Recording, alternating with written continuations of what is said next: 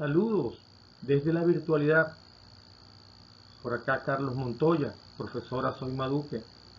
Saludos. Eh, por acá les daré una breve reseña, haré una breve reseña sobre la obligación en Roma. Este está compuesto por el módulo 3 del derecho romano 2.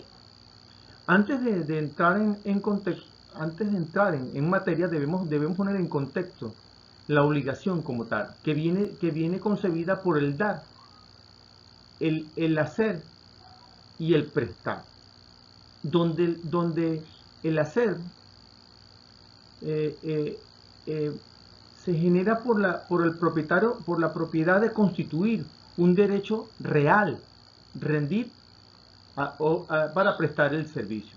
El hacer todo acto que implique observar determinado comportamiento que comprende la extensión y la devolución de una cosa. Entre tanto, el prestar corresponde a algo o a la garantía de ese algo. Estos elementos son los que dan cumplimiento, son los que generan el incumplimiento. En una revisión horizontal podemos determinar que se compone del dolo, la culpa, la fuerza mayor, la custodia, la mora y la extinción. Para efectos del dolo, existe dolo cuando voluntariamente el deudor no cumple la obligación con tensión de dañar al acreedor. El mismo dolo está compuesto por una serie de elementos como son la omisión, la intención y el perjuicio.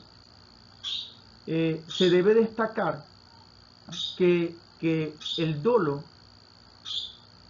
se debe demostrar, se debe probar ante el incumplimiento de esta. Por su parte, la culpa se da cuando el deudor ocasiona un daño al acreedor por su falta de cuidado o negligencia. Desde allí deriva que la lata corresponde en diversos estudios, la lata corresponde a la negligencia. La culpa lata realmente es una culpa grave, excesiva, desde luego, desde la negligencia. Para Ulpiano,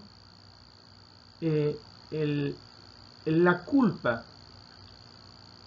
es menos grave, según la culpa levis, es menos grave y que a su vez podría ser in abstracto o incumplimiento. Por su misma parte, la culpa leve es abstracta y presentada cuando el deudor no hubiere observado los cuidados de un buen parte familiar. Del mismo modo, la fuerza mayor es aquel evento debido bien a las fuerzas naturales o a la actividad humana. Esta también se complementa con un caso fortuito, es el acontecimiento debido al azar. Esto también a su vez genera un tipo de custodia y genera la responsabilidad por custodia.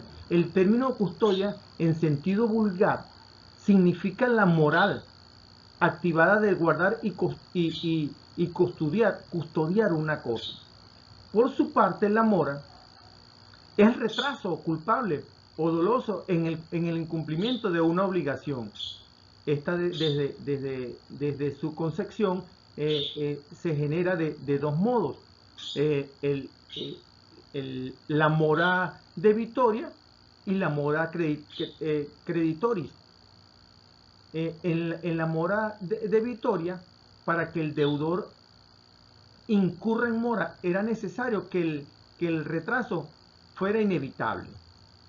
Para efectos de la mora creditoria, como ya dijimos, la mora del acreedor aparece cuando éste rechaza injustamente la oferta del pago que le hace el deudor.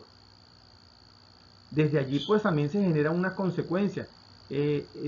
Las consecuencias del retraso del incumplimiento al que estuviera obligado a prestar un hecho y dejara su situación. En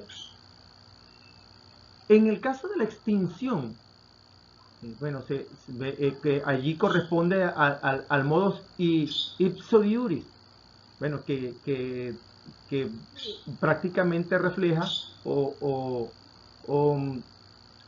estipula que para poder extinguir pues debe existir alguno de estos elementos que, que, que cumplen, que llevan a extinguir la obligación propiamente dicha, que puede ser a través del pago, la novación, la confusión, la pérdida de la cosa debida, puede haber un mutuo disertimiento, puede haber un concurso de causas lucrativas, la muerte o capitis diminutivo del deudor.